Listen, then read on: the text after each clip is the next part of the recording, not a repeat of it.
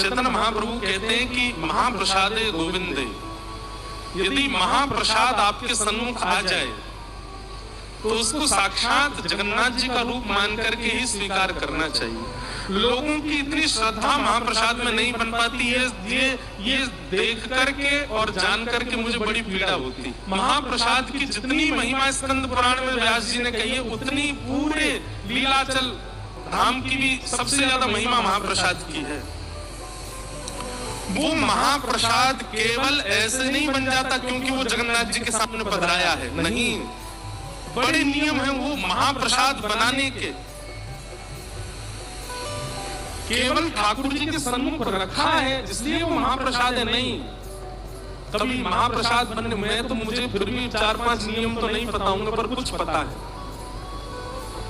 सबसे पहला तो वो हंडियां एक के ऊपर एक बनती हैं। दूसरी बात, जो वहां रसोई घर में जाते हैं वो लक्ष्मी जी के भाव से जाते हैं। वो इस भाव से प्रसाद का निर्माण करते हैं कि हमारे पतिदेव पाएंगे हम लक्ष्मी हैं। दूसरी बात, जब महाप्रसाद सिद्ध किया जाता है तो गोपाल मंत्र से उसको सिद्ध करते हैं। सिद्ध करने के बाद में फिर महाप्रसाद जब रसोई घर से बाहर आता है तो कहते हैं उस समय मानवों की तो क्या चले, पक्षी भी ऊपर से अगर चला गया तो महाप्रसाद का भोग नहीं लगता। पक्षी भी ऊपर से नहीं जाते, महाप्रसाद निकलता है। फिर द्वादश भागवतों को भोग लगता है, देवी देवताओं को। फिर वहां एक विमला देवी है, जगन्नाथपुरी में एक सिद्धपीठ भी है, जो देवी माताओं के पूरे भारत में स्थान है। उनमें एक सिद्ध स्थान जगन्नाथ मंदिर के अंदर है, विमला देवी। महाप्रसाद का भोग उनको भी लगता है। उसके बाद फिर वो बाजार में जाता है, सबको मिलता है। इतनी प्रक्रियाओं से वो महाप्रसाद कहलाता है, तब वो कल्याण करता है जीव का। विमला देवी कौन है? पार्वती जी। एक बार नारद जी के मन में आया कि मुझे ठाकुर जी का महाप्रसाद पाना है,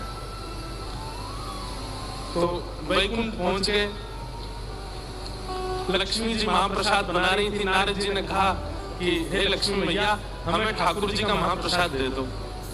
लक्ष्मी जी बोली, महाप्रसाद के समय और ठाकुर जी की रसोई के समय अन्य किसी का प्रवेश वर्जित है, इसलिए तुम बाहर ही खड़े रहो, भीतर मत आओ। नारद जी रोने लगे, बोले हमको एक बार हमने कथा सुन ली, हमने लीला सुन ली, हमने दर्शन कर लिए, सब कुछ मिल गया, बस एक चीज रह गई है, ठाकुर जी का प्रसाद नहीं मिला अभी तक। तो लक्ष्मी जी ने दया करके कहा, एक काम करो, ये अपने जटा जूट खोलो और सखी बनो, सहचरी बनो, तब रसोई में प्रवेश मिलेगा। अब ये तो देखो, निकुंज में जावे के काजे गोपी भाव तो लाना ही है, चाहे वैकुंठ में क्यों ना हो। नारद जी महाराज तुरंत एक सहचरी बन गए और सहचरी बन के रसोई घर में आ गए। लक्ष्मी मैया ने समझाया, बोले बिल्कुल हरकत मत करना, कहीं ठाकुर जी को पता नहीं चल जाए कि तुम नारद हो। नारद जी बोले, नहीं बिल्कुल नहीं करूंगा। ठाकुर जी आए, बैठ करके पा रहे हैं, लक्ष्मी मैया पवारी, देख करके नारद जी भाव विह्वल हो गए। जैसे ही ठाकुर जी उठ करके वहां से गए तो ठाकुर जी की जो प्रसादी थी सब में बट रही है। नारद जी वर्णन कर रहे हैं कि वो प्रसाद पहले चावल थे, पहले अन्न, पहले दाल थी, पहले अन्य सामग्री थी, लेकिन ठाकुर जी पाने के बाद जब उस थाल का दर्शन किया तो लगा जितने कण हैं उतने गोविंद विचरण कर रहे हैं, उतने श्री कृष्ण है। सबने अपने हाथ बसोरे तो कितना कितना मिला सबको, एक एक दाना चावल का सबको दिया लक्ष्मी मैया ने। एक दाना नारद जी के पास आया, नारद जी बोले एक और दे दो, दो प्राप्त हो जाए। तो 2 कण महाप्रसाद के दिए। नारद जी ने जैसे ही एक कण पाया, ऐसी स्फूर्ति उनके तन में हुई, नृत्य करने लगे, मुख से नाम संकीर्तन प्रकट होने लगा, नृत्य करने लगे ऊर्ध्वबाहु होकर के। आहा, ऐसी भावावेश भाव समाधि में चले गए, नेत्रों से विरल अश्रुधार, मुख से नाम, नृत्य कर रहे हैं नारद जी महाराज। ठाकुर जी बोले, एक रसोई घर में नाच कौन रहा है? लक्ष्मी मैया बोली, पकड़े जाएंगे। नारद जी तुम भागो यहाँ से, जल्दी निकलो। नारद जी को वैकुंठ से पीछे वाले द्वार से निकाल दिया। नारद जी तो कभी कभी रोने लग जाएं, कभी बैठ जाएं, कभी भावावेश में चले जाएं, कभी नृत्य करें, कभी कीर्तन करें, इतने भाव में चले गए नारद जी। भ्रमण करते करते वैकुंठ से नीचे आए शिवलोक। शंकर जी ने जब नारद जी को देखा तो बहुत बार देखा था, लेकिन आज जैसा दर्शन नारद प्रेमी व्यक्ति के रोम रोम से पता नहीं एक अलग ही आभा प्रकट होती है। भाई श्रृंगार करने के बाद आप आकर्षक दिख सकते हो। एक बात बहुत ध्यान से सुनिएगा, श्रृंगार किया हुआ व्यक्ति चित्त को अन्य दूषित भाव से आकर्षित कर सकता है, लेकिन कृष्ण भक्ति में निमग्न व्यक्ति के मुख का तेज वो तो काम को नष्ट करते हुए आकर्षित करता है। वो ऐसा आकर्षण होता है। हमारी किशोरी जी का रूप कैसा है, हमारी राधा रानी का रूप कैसा है? वे इतनी सुंदर है, इतनी सुंदर है, इतनी सुंदर है कि उनकी सुंदरता देख करके स्वयं काम भी मूर्छित हो जाता है। अरे काम तो देखता ही नहीं है, काम की तो सामर्थ्य नहीं है। हमारे ठाकुर जी मूर्छित हो जाते हैं किशोरी जी के रूप माधुरी को। तो संसार का सौंदर्य कैसा, वो चित्त में संसारी भावनाओं को प्रकट करता है, पर भजन के सुंदरता जिनके चित्त में होती है वो संसारी भावों को नष्ट करके फिर भी आकर्षित करते हैं अपनी ओर। हमारे ब्रज के संत हैं, हमारे ब्रज के ऋषि हैं, हमारे ब्रज के महापुरुष, उनका दर्शन करो, ऐसा आकर्षण लगता है बस इनको देखते ही रहे। तो भी तटीय स्थान जाओ, वहां के पूज्य महाराज जी को देखो, पतले दुबले से महाराज जी हैं, गुदरी पहनते हैं, सामान्य से वस्त्र हैं, पूरे मुख पर चंदन लगाते हैं, लेकिन उनका रूप देख करके ऐसा लगता है कि बस देखते ही रहे। इतना सुंदर क्यों? क्योंकि चित्त में कहीं ना कहीं ठाकुर जी हैं। आज नारद जी का रूप ऐसा ही दिख रहा था। शंकर जी मानो देख करके मन में भाव आ रहा था कि मैं पलक ही ना झपकूं, इतने प्यारे लग रहे हैं नारद जी। शंकर जी जाकर बोल, नारद जी आपकी खूबसूरती का राज क्या है आज? नारद जी बोले, क्यों? बोले, और दिन भी आप सुंदर तो लगते हो, पर आज कुछ ज्यादा ही आपके नेत्रों में हल्की हल्की लालिमा और नेत्रों से गिरता हुआ ये प्रेमाश्रु और ये मुख से निकलने वाले शब्द आपकी आज कुछ विलग लग रहे हो आप, क्या बात है? नारद जी रोते हुए बोले, आज ठाकुर जी का महाप्रसाद मिला है, और महाप्रसाद जब से पाया तब से मैं ऐसा ही हो रहा हूं। शंकर जी बोले, हमको भी दे दो। तो नारद जी को 2 कण मिले थे, एक तो पा लिया था, एक तो भी हाथ में ही था। अब एक का ही इतना आनंद हो गया, दूसरा पा ही नहीं पाए अभी तक। शंकर जी ने कहा, हमको दो, पवा हमको। नारद जी ने तुरंत दिया।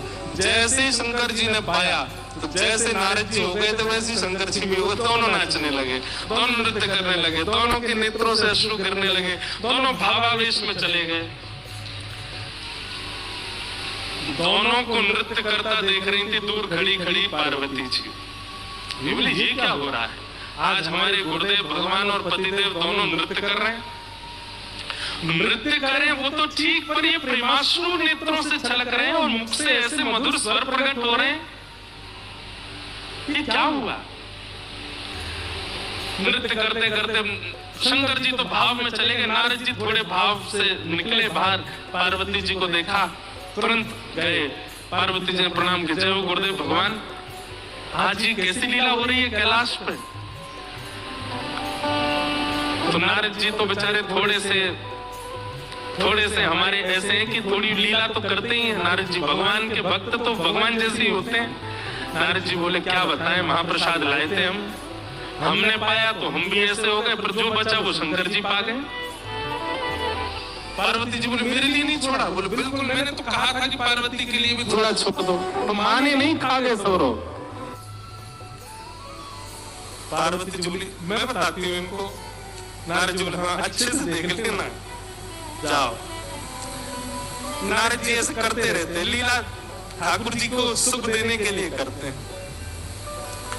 पार्वती जी गई, शंकर जी का हाथ पकड़ा, बोले, ऐसे क्यों हो रहे? बोले, देवी क्या बताऊं, कृष्ण माधव गोविंद मधुसूदन गोपाल ब्रज और चंदन कहाँ है मेरे प्राणनाथ? ऐसा कहकर के गोपी भाव में आ गए। बोले, गोपी भाव बाद में लेके आना, पहले ये बताओ ये महाप्रसाद अकेला क्यों पाया आपने, मेरा कहाँ? देवी एक ही कण था। बोले, झूठ बोलो, गुरुजी बोल के गए थे कि वो महाप्रसाद लाए, आधा आपने पाया, आधा। बोले, तुम्हारे गुरुजी झूठ बोल रहे हैं, एक ही कण दिया उन्होंने। बोले एक ही कण दिया तो उसमें से आधा कर देते, आप पाते। मैं बोले अब देवी लोभ आ गया मन में, मैं नहीं दे पाया तुमको। तो पार्वती जी इतनी व्याकुल हो गई महाप्रसाद की अवस्था देख करके हिमालय पर चली गई और हिमालय पर जाकर के तप में बैठ गई और सैकड़ों वर्षों तक तपस्या की। तप करने के बाद जब शंख चक्र गदा पद्मधारी नारायण प्रकट हुए, वरदान मांगे, जगदम्बा आपकी क्या याचना है? बोले महाप्रसाद चाहिए। तो ये बात सुनते ही ठाकुर जी के भाव में आंसू आ गए। बोले कि कोई संसारी वस्तु के लिए, कोई वैभव के लिए, आदि आदि भावों के लिए तप करता है, मेरी प्राप्ति के लिए तप करता है, मेरे प्रसाद के लिए पहली बार किसी ने तप किया है।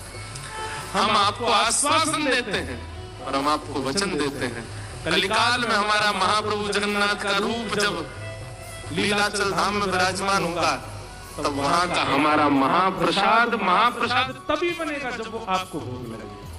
तब से विमला देवी को भोग लगता है। वहां बैठी बैठी विमला देवी शंकर जी को दिखाते, लो तुमको तो एक ही खंड मिला, हमको तो पूरा मिलता है, रोज मिलता है।